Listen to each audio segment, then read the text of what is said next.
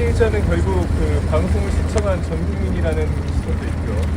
그것을 보시면서 불편한 국민들이 있을 수 있다는 것은 저도 알고 있었고, 그리고 그에 대해 가지고는 제가 심심한 사과를 하겠습니다. 하지만 제 입장에 봤을 때는 왜 제가 어떻게 순화해서 표현해야 될지를 저는 솔직히 알지 못합니다. 여성 유권자들에게 사과하실 생각 없으세요? 질의응답 중이니까요. 너무 선을 넘는 발언이십니다. 예, 반성하셔야 됩니다.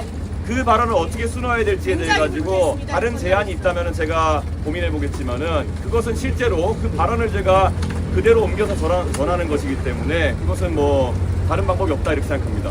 그 소위 사례를 들어서 그 얘기를 하신 건데 굳이 그 사례를 찍어서 후보에게 검증하고자 하는 의도가 어떤 것인가요? 왜냐하면 저는 이렇게 생각합니다. 선거 때마다 굉장히 다양한 후보자 가족에 대한 검증이 이루어져 왔습니다. 지난 선거 때는 윤리 문제 같은 것들 다들 기억하실 겁니다.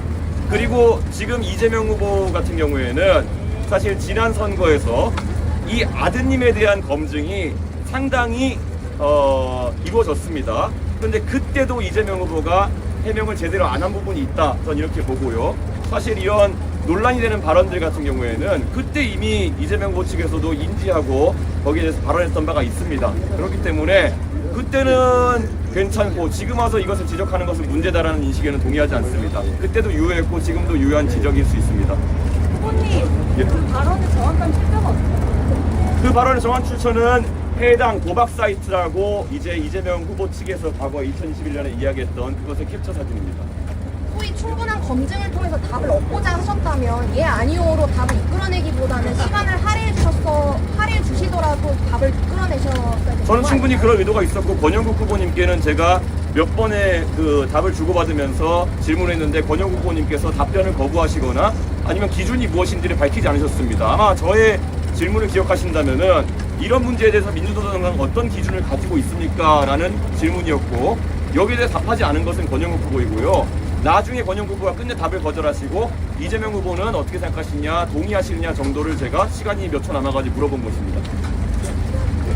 2차 피해자는 결국 그 방송을 시청한 전 국민이라는 시선도 있고요. 여기에 대해서 어떤 의견을 하고, 또 하나 지금 진보당이 후보님을 윤리 위에 제소한다고 하는데 여기는 어떻게 대응하실지. 저는 아까 말씀드렸던 것처럼 실제 그 발언에 대해 가지고 제가 원본을 보신 분들 알겠지만은 순화해가지고 제가 표현한 것이고, 그에 대해서 어떻게 더 순화해야 될지는 잘 모르겠습니다. 물론 그것을 보시면서 불편한 국민들이 있을 수 있다는 것은 저도 알고 있었고, 그리고 그에 대해 가지고는 제가 심심한 사과를 하겠습니다. 하지만 제 입장에 봤을 때는 그것은 그런 언행이 만약에 사실이라고 한다면은 그것은 충분히 검증이 필요한 사안이다 이렇게 보고 있습니다. 후보님, 토론에서 검증되지 않은 발언에 대해서 지적을 하신 겁니까? 어떤 것이 검증 안 됐다는 말씀이세요? 도박 사이트에서 발언을 몇번 실제로 도박 사이트라고 하셨는데 그 발언이 실제인지 아닌지 확인하셨습니까? 2021년도에 이재명 후보 측에서 그 문제가 된 아이디 중에 하나에 대해 가지고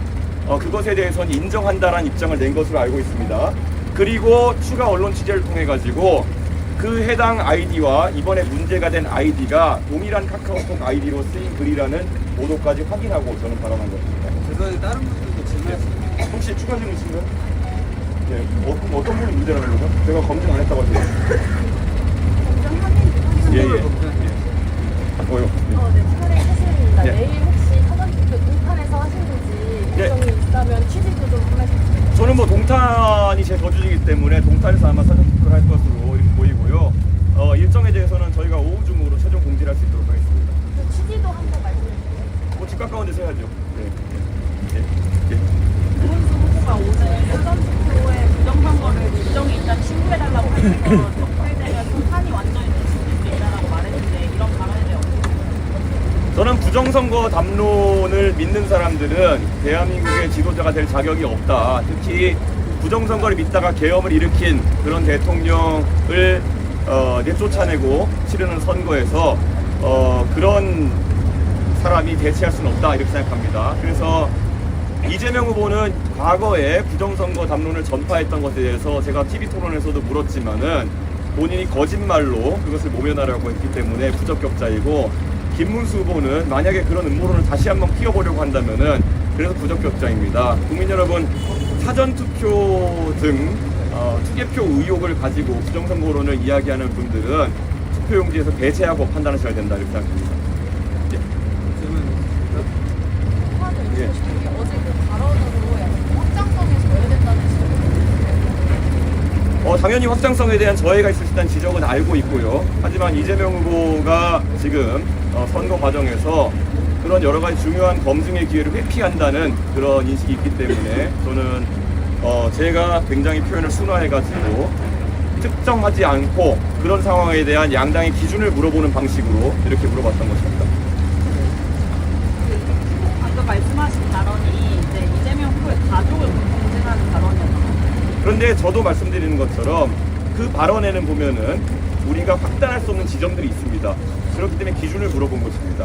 그래가지고 그것이 누구를 대상으로 한 것이냐, 그리고 또 누구를 어떻게 한 것이냐 이런 것들은 당연히 보도의 빈 구석이기 때문에 그것에 대해서 특정하지 않고 제가 기준을 물어봤다고 보시면 될 것 같습니다. 네.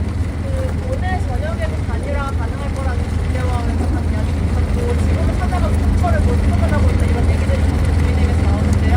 그럴 부분에 대해서 국민의힘에 제 거쳐 알고 있는 사람이 부직이 있을 텐데 그걸 알아보고 있다는 것 자체가 그냥 언론에 그냥 그런 기사가 나게 하기 위한 의도가 아닐까. 그래서 약간 진정성도 없고 지금 상황에서 단일화의 가능성은 더 없다 이렇게 말씀드리겠습니다.